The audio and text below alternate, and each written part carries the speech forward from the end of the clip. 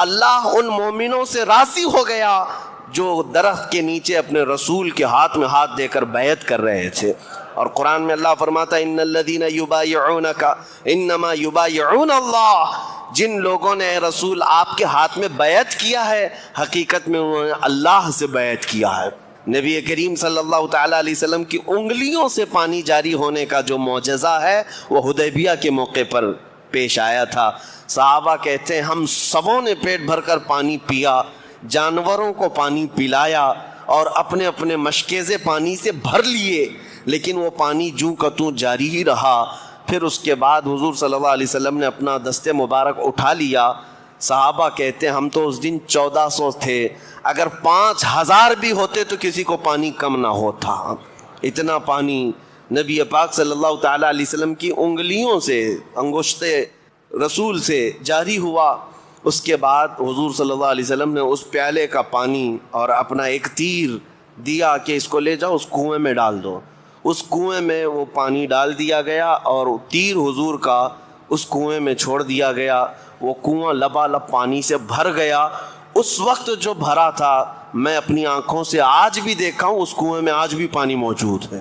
یہ اور بات ہے کہ ابھی چند سال پہلے 4-5 سال پہلے سعودیوں نے اس علاقے کو ایک کمپنی کو رینٹ پر جگہ دے دی، تو اس کمپنی نے پورے کنویں کا احاطہ کر لیا. وہ کمپنی کے اندر آ جاتا ہے کنواں، لیکن ابھی بھی کنواں ختم نہیں کیا گیا ہے.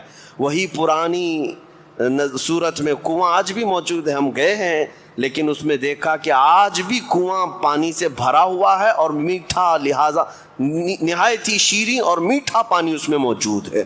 یہ معجزہ میرے آقا صلی اللہ تعالیٰ علیہ وسلم کا وہاں پیش آیا.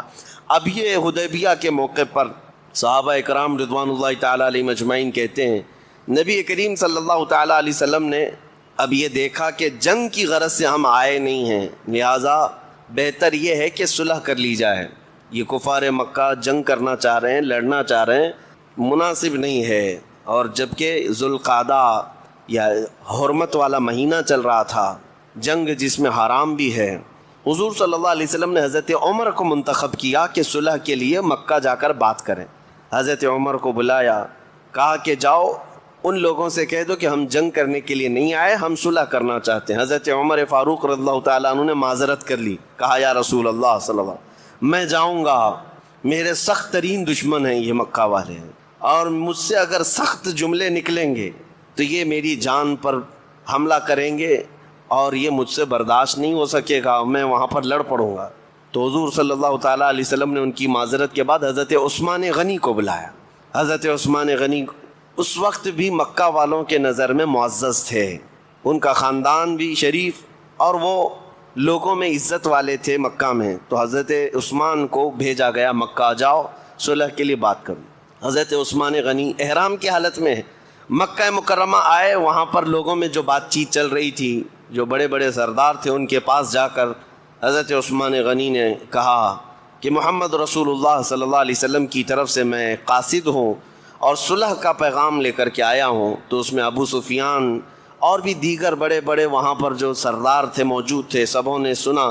اس کے بعد کہا اے عثمان، ہم آپ کی قدر کرتے ہیں، بات یہ ہے کہ آپ صلح کا پیغام لے کر کے آئے ہیں، پرانے معاملات کی وجہ سے آج ہم آپ کو آپ کے احرام کی وجہ سے مکہ میں داخل ہونے کی اجازت تو دے چکے اور آپ کو خانہ کعبہ کا طواف کرنے کی بھی اجازت ہے، آپ اپنا عمرہ کر لیں، صحیح کر لیں اور واپس جائیں، لیکن ہم محمد صلی اللہ علیہ وسلم کو ہرگز مکہ میں داخل ہونے نہیں دیں گے. حضرت عثمان غنی کہتے ہیں اگر میرے جسم پر یہ احرام قیامت تک بھی رہے، میں بغیر رسول اللہ کے عمرہ ہرگز نہیں کروں گا. رسول اللہ کے بغیر میں عمرہ نہیں کروں. وہ حرم شریف تک پہنچ کر کے حضرت عثمان غنی خانہ کعبہ کا طواف نہیں کیا. کہا کہ مجھے منظور ہے، میں یہ احرام کی حالت میں رہوں گا. جبکہ مکہ مکرمہ پہنچ جانے کے بعد کعبہ سامنے ہے، صفا مروہ قریب ہے، صرف 7 چکر کعبے کے لگاتے اور 7 چکر صفا مروہ کی صحیح کرتے، ان کا احرام ہو جاتا، اتر جاتا، عمرہ ہو جاتا. لیکن حضرت عثمان غنی نے نہیں کیا. یہ صحابہ کا عشق ہے اور یہ صحابہ کا مسلک ہے. بے ان کے واسطے خدا کچھ عطا کرے، ہاشا، غلط یہ ہوس بے بصر کی ہے. اسی کو اعلیٰ حضرت نے فرمایا تھا بخدا خدا کا یہی ہے در، نہیں اور کوئی مفر مقر جو وہاں سے ہو یہیں آ کے ہو، جو یہاں نہیں تو وہاں نہیں ہو۔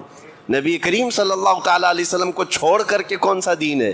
حضرت عثمان غنی جب منع کر دیتے ہیں کہ میں حضور صلی اللہ علیہ وسلم کے بغیر عمرہ نہیں کروں گا، تو مکہ کے جو بڑے بڑے سردار تھے انہوں نے حضرت عثمان غنی کو روک لیا مکہ میں، کہا کہ اب ہم جانے بھی نہیں دیں گے، اب قید کر لیا۔ لیکن یہ قید کرنا ایسا مشہور ہو گیا کہ حدیبیہ کے مقام پر جو 1400 صحابہ حضور کے ساتھ تھے، سبوں میں یہ افواہ پھیلا دی گئی کہ حضرت عثمان غنی کا قتل ہو گیا، مکہ والوں نے ان کو قتل کر دیا۔ اور اس زمانے میں کیا، آج کے زمانے میں بھی کسی ایمبیسیڈر کا قتل کرنا، کسی قاصد کا قتل کرنا بہت بڑا گناہ، بہت بڑا جرم سمجھا جاتا ہے۔ اب وہ حضور کے ایمبیسیڈر تھے، ترجمان تھے، قاصد بن کر کے گئے تھے۔ جب یہ قتل کا معاملہ مشہور ہو گیا تو صحابہ اکرام کو حضور صلی اللہ علیہ وسلم نے طلب کیا۔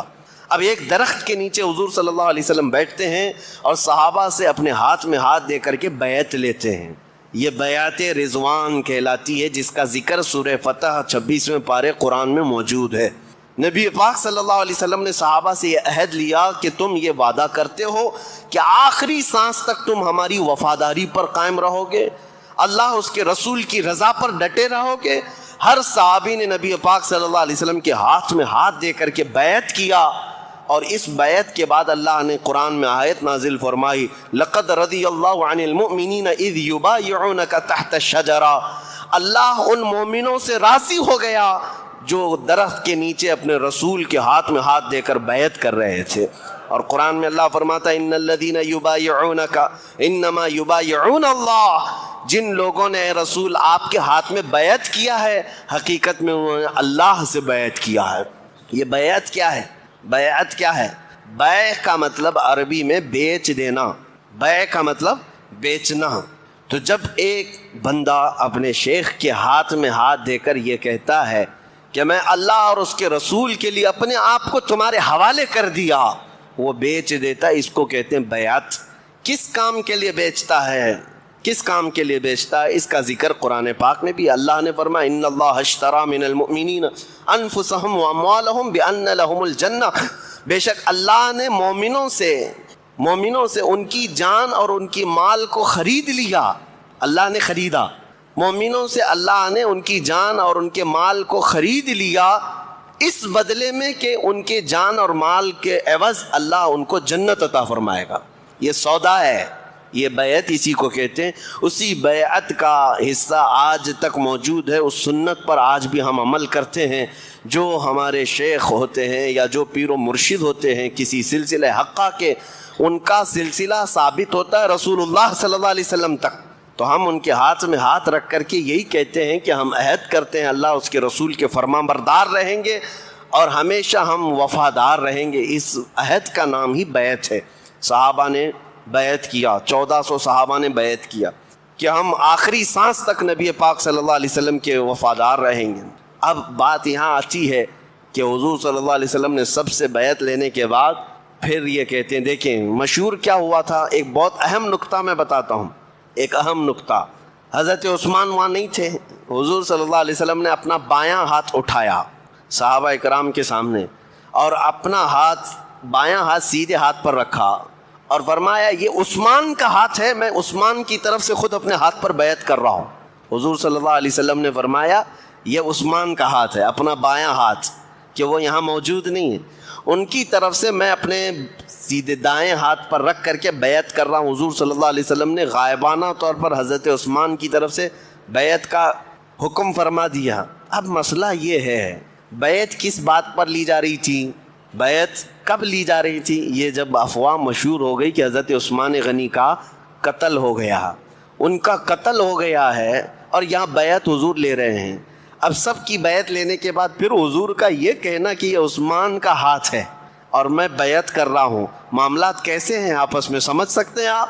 ایک جگہ قتل کی افواہ پر سب صحابہ بھڑکے ہوئے ہیں، اور دوسری جگہ حضور بیعت بھی لے رہے ہیں، اور تیسری مرتبہ حضور اپنا ہاتھ دے کر خود حضرت عثمان کی طرف سے بیعت کر رہے ہیں۔ یہ اس بات کا بین ثبوت ہے کہ نبی پاک صلی اللہ تعالیٰ علیہ وسلم اگرچہ مکہ سے دور ہیں لیکن ان کی نگاہوں سے کوئی معاملہ پوشیدہ نہیں ہے۔ میرے آقا غیب داں نبی یہ جانتے تھے کہ عثمان کا قتل نہیں ہوا ہے، وہ قید ہیں، اسی لیے تو حضور نے ان کے ہاتھ کو اپنا ہاتھ بنا کر بیعت کیا ہے۔ حضور صلی اللہ تعالیٰ علیہ وسلم نے بیعت فرمایا، اور اس کے بعد پھر انتظار کرتے رہے کہ دیکھتے ہیں معاملات کیا ہوں گے۔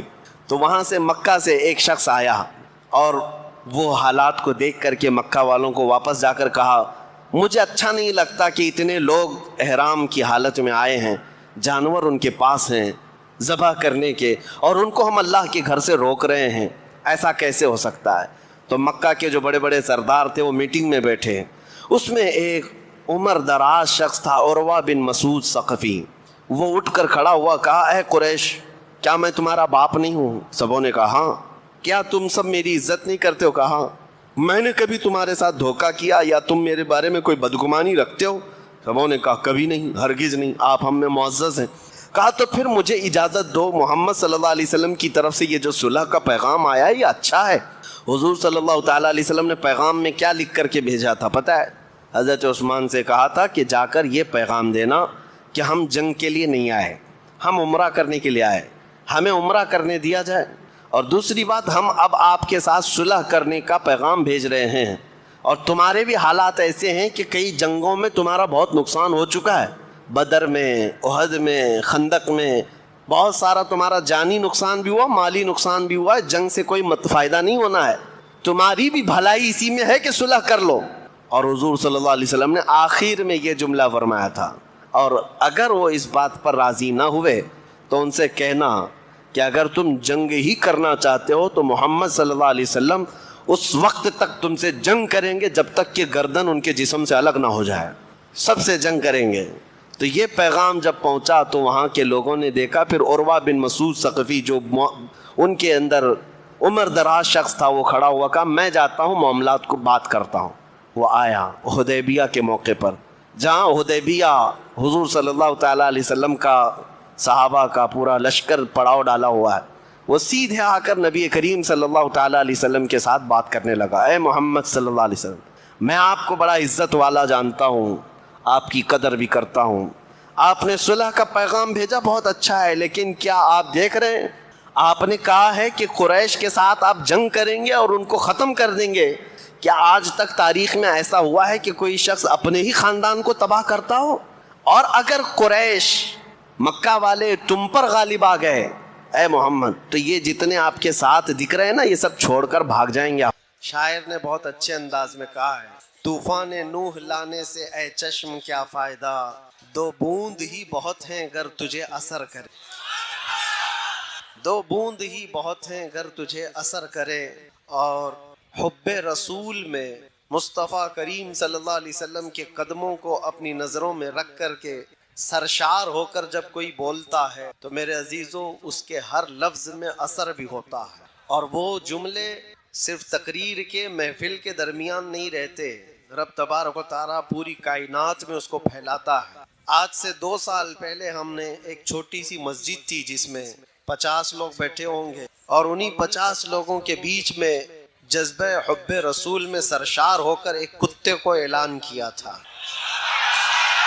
جو بہت زیادہ بھونکتا تھا نام رسالت پر، حضور پاک صلی اللہ علیہ وسلم پر۔ میں یہ بات کیوں کہہ رہا ہوں؟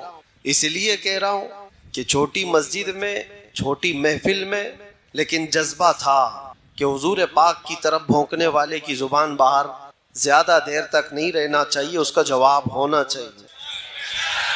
جواب دیا، لوگوں نے کہا آپ کرناٹک میں بیٹھے ہیں، کوئی شمال ہند میں بیٹھا ہے، یہاں سے آپ اپنی مسجد میں بول رہے ہیں، وہاں اس تک پہنچے نہ پہنچے۔ میرے عزیزوں، رب ذوالجلال کی طاقت و قوت پہنچانے کا اس کا جو نظام ہے اس پر تمہارا کیسا یقین ہونا چاہیے بتاتا ہوں۔ ایک دن نہیں گزرا تھا کہ برابر ہم نے جو جملہ کہا اس کی دم پر ہی پیر رکھا گیا تھا، جہاں پہنچنا تھا وہیں پہنچا، اور ہم نے تو سوچا کہ یہ بات شاید کرناٹک سے نکل کر ممبئی تک آئی ہوگی، ممبئی سے نکل کر آس پاس گئی ہوگی، لیکن ہفتے بھر کے بعد پتہ چلا کہ امریکہ، نیوزی لینڈ، آسٹریلیا، افریقہ سب جگہ یہ بات پہنچی ہوئی۔ اب پھر یہ احساس ہوا پہنچاتا کون ہے، یہ باتیں کہاں سے کہاں تک چلی گئی۔ میرے عزیزوں، لوگ کہتے ہیں سوشل میڈیا کے ذریعے سے پہنچ گئی ہوگی۔ سوشل میڈیا میں ہزاروں لوگ بھرے ہوئے ہیں، تماشے کر رہے ہیں۔ یہ بات ہر مومن تک اور ہر بچے تک کیسے پہنچی؟ اسی لیے میرا یہ یقین ہے، اللہ کے نبی صلی اللہ علیہ وسلم کی عزت پر بات کرتے ہو اور حب رسول میں سرشار ہو کر کرتے ہو تو پھر اپنے آس پاس ماحول کیا ہے نہ دیکھو، بولنا تمہارا کام ہے، پہنچانا میرے رب کی شان ہے۔ تمہارا ایک نعرہ بھی، تمہارا ایک جو جذبہ حب رسول میں سرشار ہو کر کے آہ نکالتے ہو، یہ بھی بہت دور تک آواز پہنچتی ہے، بہت دور تک آواز پہنچتی ہے۔ میں تو صبح شام دوپہر راتیں سب کاٹ کر کے آیا ہوں اندر سے، 8 مہینے اندر کی کڑک جیل دیکھ کر کے آیا۔ اس سے پہلے بھی کہتا تھا، اب بھی کہتا ہوں، جو حالات ہیں، چوری کر کے نہیں گیا اور کسی کی پاکٹ مار کے نہیں گیا، سب کو پتا ہے، پوری دنیا بھی جانتی ہے، اور جو لے کر کے گئے وہ بھی جانتے ہیں کس لیے لے کر کے گئے، کس لیے بٹھایا اور کس لیے اتنی دیر تک رکایا، سب کو پتا ہے۔ انہیں معلوم تھا کہ اس کو اندر رکھا گیا اس لیے کہ نام رسول پر زیادہ بولتا ہے، حضور پاک کی عزت پر بولتا ہے۔ یہ بات میں کافی دن پہلے آپ کو بھی آج میں بتا رہا ہوں۔ اب مجھے بلائے ہو تو آس پاس والے اور سارے وہ لوگ اور جو انتظامیہ لوگ ہیں وہ ڈرتے نہ رہ جائیں، اس لیے کہ بہت ساری جگہوں پر معاملات ہوتے ہیں، ڈرایا جاتا ہے، دھمکایا جاتا ہے۔ کس کو بلا رہے ہو؟ اس کو بلا رہے ہو، پہلے ہی سے ان کو ٹائٹ کر دیا جاتا ہے کہ ارے ماحول خراب ہو جائے گا، اتنا بگڑ جائے گا، ایسا ہو جائے گا، ویسا ہو جائے گا۔ جو انتظامیہ ہوتی ہے وہ بیچارے کچھ بھولے بھالے ہوں تو وہیں ڈھیلے پڑ جاتے ہیں، بہت شوق سے ہماری تاریخ لیتے ہیں، اس کے بعد جب دن قریب آتے ہیں اور پریشر آتا ہے تو انہیں سمجھ میں آتا ہے کہ ہم تو کس کو لا رہے تھے۔ ان کو لگتا ہے بہت بڑا کچھ ہونے والا ہے۔ میں کوئی بہت بڑا نہیں ہوں اور نہ ہی میرے اندر کوئی بڑی طاقت ہے، لیکن جس بات کا خوف دنیا کو ستا رہا ہے وہ طاقت ہر مومن کے پاس ہے، اور اس طاقت کا نام عشق مصطفیٰ ہے۔ میں آپ کو اس لیے یہ بات عرض کر رہا ہوں، شروع میں تمہید بتا دیتا ہوں۔ ہمارے شمال ہند کے ایک مولانا صاحب تھے، یو پی کے رہنے والے۔ ہم کسی جلسے میں گئے تھے اور واپس آئے تو انہوں نے کہا کہ حضرت مجھے پولیس والوں نے اٹھا لیا تھا، میں اسٹیج پہ بیٹھا تھا، آپ کے بازو لبیک لبیک کے نعرے میں بہت لگا رہا تھا، مجھے اٹھا لیا اور صبح سے شام تک بٹھایا۔ میں نے کہا کیا ہوا؟ ڈر گیا اس بات سے؟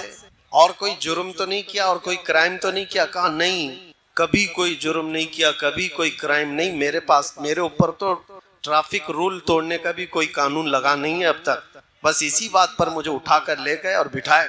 میں نے کہا مولانا اب اس میں ڈرنے کی کیا بات ہے، فخر سے کہو دنیا چوری کر کے تھانے جاتی ہے اور تم رسول کا نام لے کر کے گئے ہو۔ کل قیامت کے دن اس کا صلہ حضور کی بارگاہ میں پیش کر لینا۔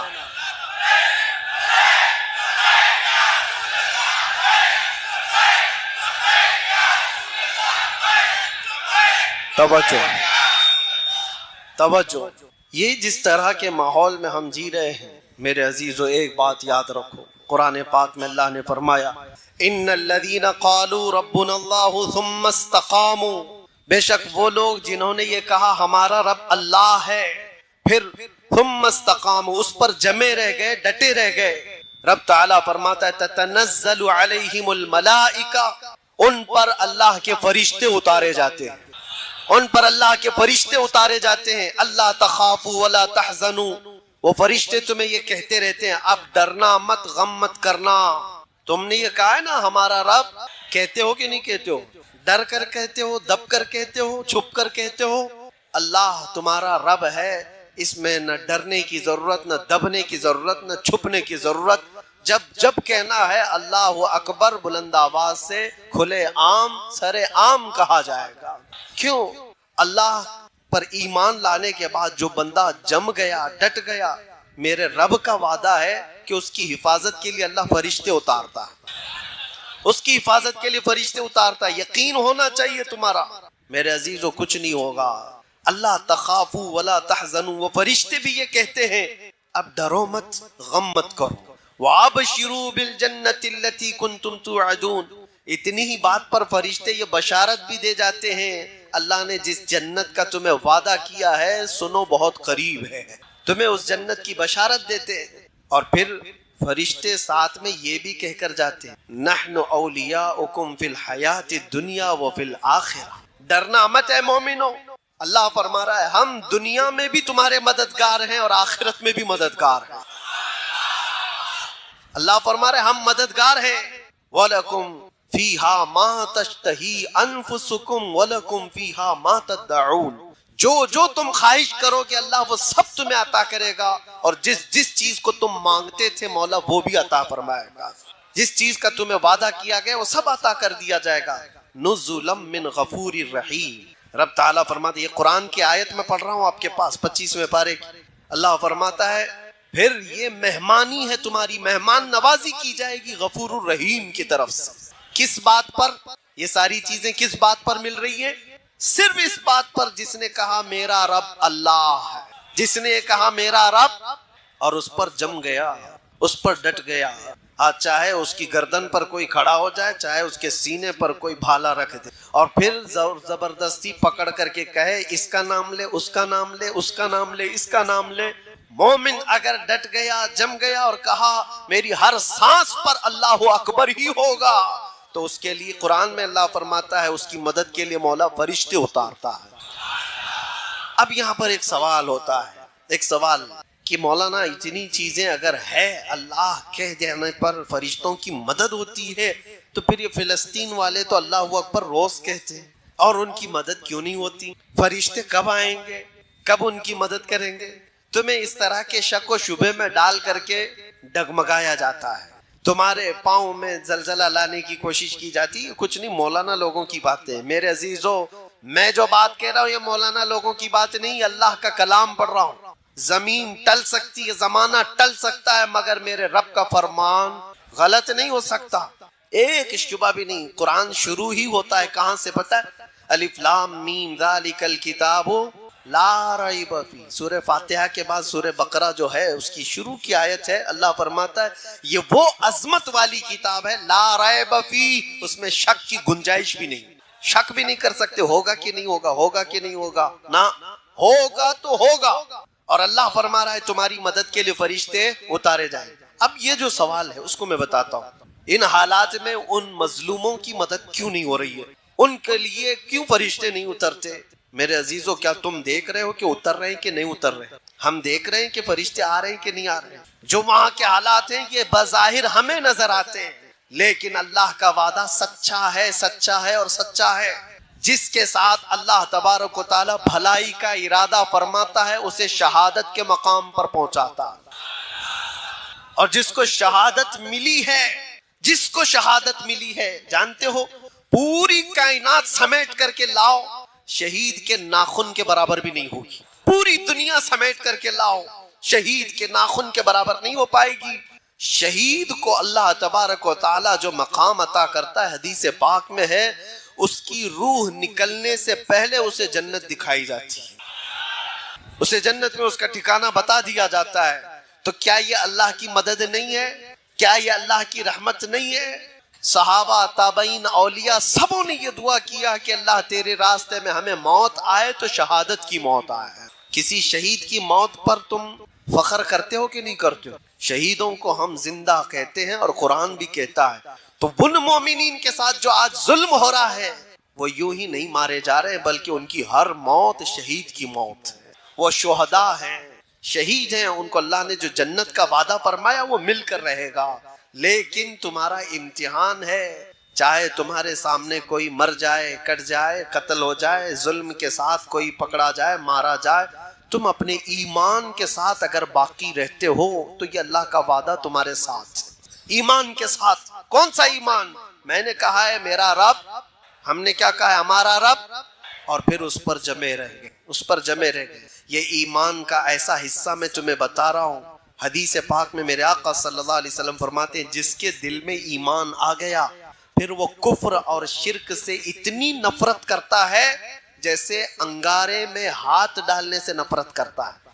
آگ کے تندور میں ہاتھ ڈالنا پسند کرتا ہے کوئی پسند کرتا ہے؟ آگ کے تندور میں ہاتھ ڈالنے کو جتنا ناپسند کرتے ہو، ایمان والا کفر اور شرک سے اتنا ہی بیزار رہتا ہے، اتنی ہی دور بھاگتا ہے، چاہے جیسے بھی حالات ہو۔ لوگوں کو آج پتہ نہیں کیا ہو گیا۔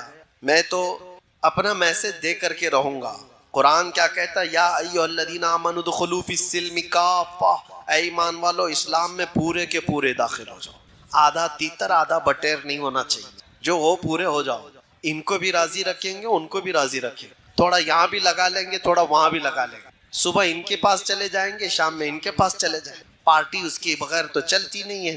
یہ بہت ساری جگہوں پر آج کے جو حالات ہیں، لوگوں نے یہ سمجھ رکھا ہے سیاست کرنا ہے، پالیٹکس کرنا ہے تو پھر سب کو راضی رکھنا ہے۔ ہم یہ نہیں کہتے کہ سب کو راضی نہ رکھو، راضی رکھو، لیکن اپنے خدا کو سب سے پہلے راضی کرو۔ اور اللہ بہتر جانتا ہے، اس کو تم راضی رکھو گے پوری دنیا کو اللہ تم سے راضی کرا دے گا۔ اس کے دست قدرت میں ہے وہ بندوں کو راضی کرانا۔ ہزاروں نہیں لاکھوں کے دلوں کو مولا تمہاری طرف پھیر دے گا، بس اس کو راضی کرو۔ جب رب تبارک و تعالی فضل فرمائے کسی پر تو بغیر کسی پرچار کے لوگوں کو اس کی طرف پھیر دیتا ہے۔ یہ میں نے پریکٹیکل اپنی لائف میں دیکھا۔ ان علاقوں میں میں گیا جہاں کا نام کبھی زندگی میں نہیں سنا، نہ کبھی پڑھا، نہ کسی اور سے سنا، بہار، بنگال، جھارکھنڈ یا اس کے علاوہ، لیکن دیکھ کر کے حیرت ہوتی ہے۔ وہ انجان لوگ جن سے ہمارا کبھی کوئی تعلق نہیں، گھنٹوں ہمارے استقبال میں راستہ تکتے کھڑے ہیں، اور دیکھتے ہی محبتوں کا وہ نظرانہ، محبتوں سے وہ ان کی آوازیں، ایسا لگتا ہے صدیوں پرانی ہماری کوئی ملاقات ہے۔ آج میں پہلی مرتبہ تمہارے علاقے میں آیا، یہ جوش و خروش، یہ جو محبتوں کے تحفے، جس طرح سے لوگوں کا یہ استقبال، یہ کس لیے ہے؟ یہ ساری چیزیں دیکھ کر کے مجھے کبھی اجنبیت نہیں لگتی کہ ہم کوئی نئے لوگ ہیں۔ یہ محسوس کراتی ہے یہ محبت کہ برسوں پرانی کوئی محبت ہے۔ یہ محبت میری اپنی کمائی ہوئی نہیں ہے، نہ ہی میرے زبان کا کمال ہے، نہ ہی میرے کوئی جسم کا کمال ہے، نہ میرے علم کا کمال ہے۔ مولا کریم رب ذوالجلال جب چاہتا ہے کائنات کے چپے چپے کو کسی انسان کی طرف پھیر دیتا ہے۔ میں بات کر رہا ہوں تاجدار مدینہ کی، اور مولا نے سارے لوگوں کے ذہن و دماغ کو ہماری طرف پھیر دیا ہے۔